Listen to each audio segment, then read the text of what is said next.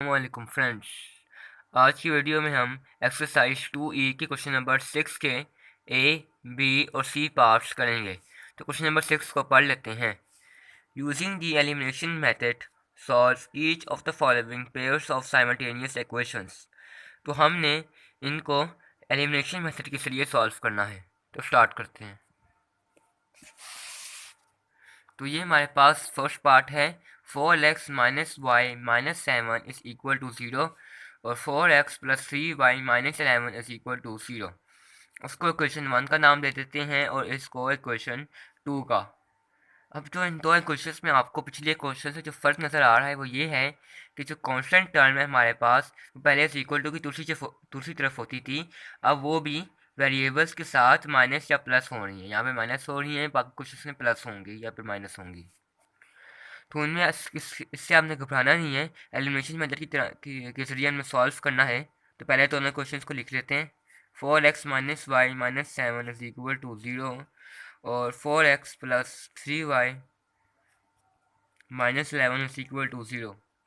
अब जो 4x है, 4 और 4 इन x के कोफिशिएंट्स यानी सेम है, तो हम अब सब्ट्रैक्टिंग करेंगे। और सब्ट्रैक्टिंग इसलिए करेंगे कि साइन सेम है, तो दोनों तरफ प्लस है। 4x के साथ भी प्लस है, उस 4x के साथ भी प्लस है।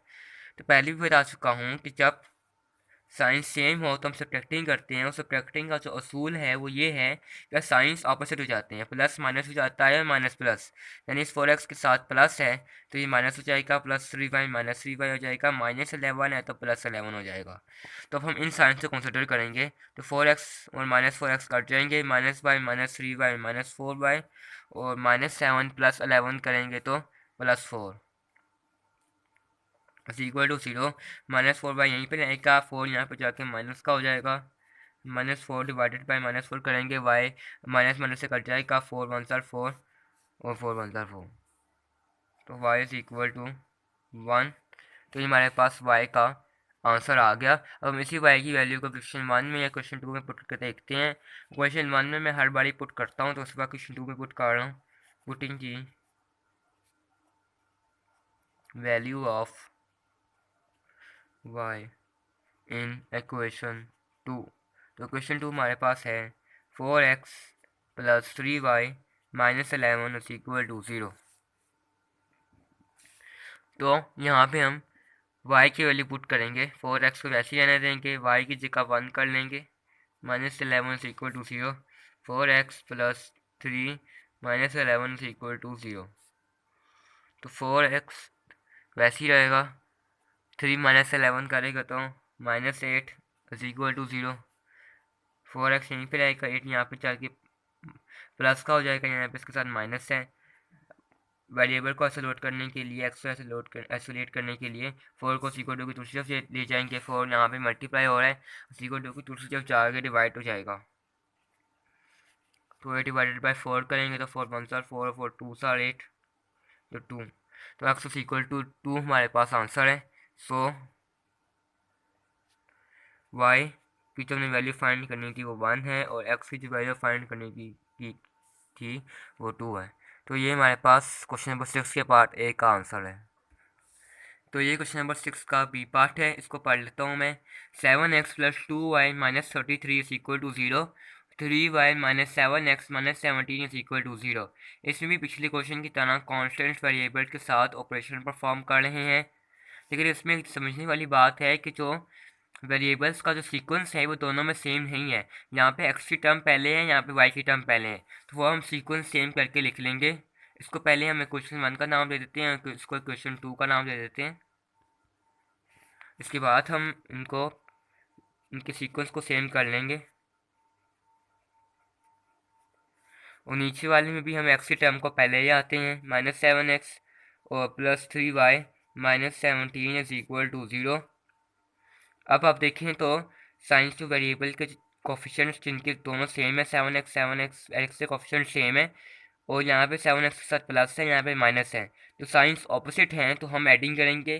पहले भी अपनी वीडियोस में मैं बता चुका हूँ, बेसिक लेवल की वीडियोस में मैंने बहुत एक्सप्लेन करके बताया था कि एलिमिनेशन मेथड को, ये एडिंग सब्ट्रैक्टिंग का। तो एडिंग में हम अब एडिंग करेंगे। अब प्लस 7x माइनस 7x से कट जाएगा, same figures with opposite science cut हो जाते हैं, और 2y प्लस 3y करेंगे तो 5y। यहाँ पे -33 -17 करेंगे तो -50,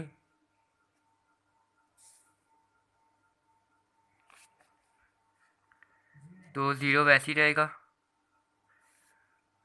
तो 5 वाई को यहीं पे रखेंगे, 50 यहाँ पे माइनस एस के साथ, तो इक्वल टू की दूसरी तरफ जाके प्लस हो जाएगा। वाई यहीं पे रहेगा, 5 यहाँ पे मल्टीप्लाई हो रहा है वाई के साथ, इक्वल टू की दूसरी तरफ जाके डिवाइड होगा। 5 वन सार 5, 5 10 सार 50, तो वाई इज इक्वल टू 10। ये हमारे पास वाई की वैल्यू आ गई इस तरह। अब हम इसी वाई की वैल्यू को क्वेश्चन 1 या क्वेश्चन 2 में पुट कर सकते हैं। क्वेश्चन 1 में कर लें, 2 में कर लें, कोई बात नहीं, मैं 1 में करके देख लेता हूँ। Putting the value of x in equation 1, answer में कोई फ़र्क नहीं आता है क्वेश्चन 1 हो या 2 हो। तो क्वेश्चन 1 हमारे पास है 7x + 2y - 33 is equal to 0। तो 7x वैसे ही रहेगा, y की जगह y की वैल्यू आ जाएगी जिसको हमने फाइंड किया है 10 - 33 इज इक्वल टू 0।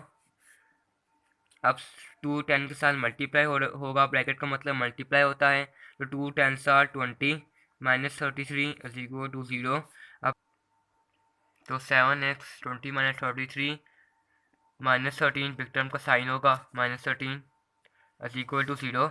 अब -13 दूसरी तरफ जाएगा, इक्वल टू की माइनस है तो प्लस का हो जाएगा, क्योंकि हमने एक्स की वैल्यू फाइंड करनी है। अब 7 इक्वल टू की दूसरी तरफ जाएगा, यहाँ पे मल्टीप्लाई हो रहा था 7x के साथ, इक्वल टू की दूसरी तरफ जाके फिर 13 के साथ डिवाइड हो जाएगा। ये अब हमारे पास इम्प्रॉपर फ्रैक्शन आ गई, इसको हम मिक्स नंबर में लिख लेंगे। तो मिक्स नंबर में ऐसे करने से 1 6 7, ये इसका मिक्स नंबर का आ जाएगा। तो 100 हमारे पास x की वैल्यू 1 होल 6 डिवाइडेड बाई 7 और y की वैल्यू 10 आई है। यहाँ पर मैं थोड़ा सा आपको इम्प्रॉपर फ्रैक्शन को मिक्स नंबर में चेंज करने का तरीका बता रहा हूँ, हो सकता है किसी को ना आता हो। तो अब हम 13 को 7 से डिवाइड करते हैं, वही सिंपल डिवीजन जो हम लोग करते हैं उस हिसाब से किया है। और जो 7 नीचे और डिनोमिनेटर में होता है, डिनोमिनेटर सेम ही रहता है, जो सबसे नीचे होता है हमारे पास वो न्यूमरेटर बन जाता है, और जो ऊपर 1 हमारे पास जो क्वेश्चन आया होता है 1, इसे हम क्वेश्चन कहते हैं, इसको न्यूमरेटर कहते हैं, वो होल में बन जाता है।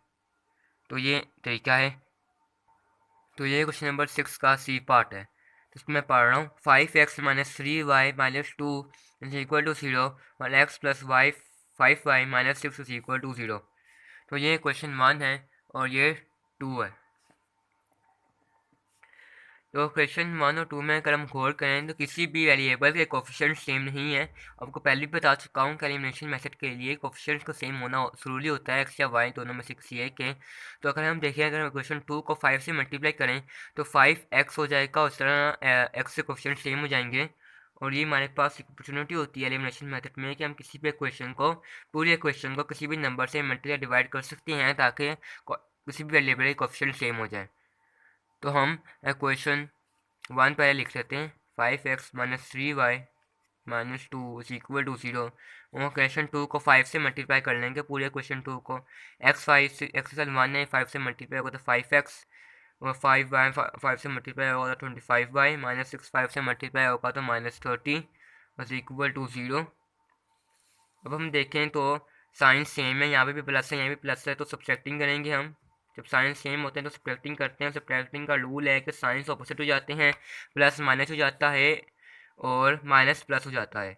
तो हम इन साइंस को अब हम कंसिडर करेंगे। +5x और -5x आपस में कट हो जाएंगे, -3y -25y करेंगे तो -28y, माइनस माइनस प्लस, और -2 + 30 करेंगे तो +28 इज इक्वल टू 0, क्योंकि 0 वैसे ही रहेगा।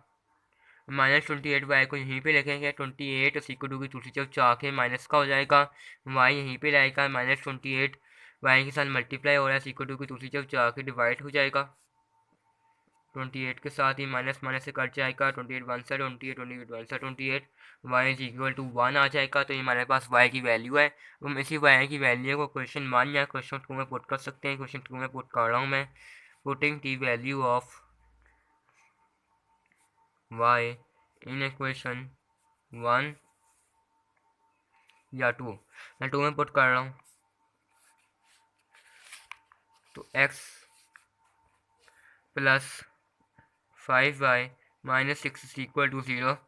तो x यहीं पर आएगा 5, y की जगह हम y की वैल्यू लिख लेंगे 1 इज इक्वल टू 0। तो x प्लस 5 वन सर 5 5 ही रहेगा इज इक्वल टू 0। 5 माइनस 6 करेंगे तो -1, x minus 1 is equal to 0। ऐसे यहीं पे लगेंगे, x की वैल्यू फाइंड करनी है हमने, y इज इक्वल टू की दूसरी जगह जाके प्लस का हो जाएगा, तो ये हमारे पास y की वैल्यू आ गई। सो x इज इक्वल टू 1 और y इज इक्वल टू 1। तो ये हमारे पास क्वेश्चन नंबर 6 के सी पार्ट का आंसर है। उम्मीद है आपको ये तमाम क्वेश्चन समझ आ गए होंगे। प्लीज़ मेरे चैनल को ज़रूर सब्सक्राइब करें और वीडियोस को लाइक और शेयर करें। अपना ख्याल रखिएगा। Thank you. अल्लाह हाफिज़।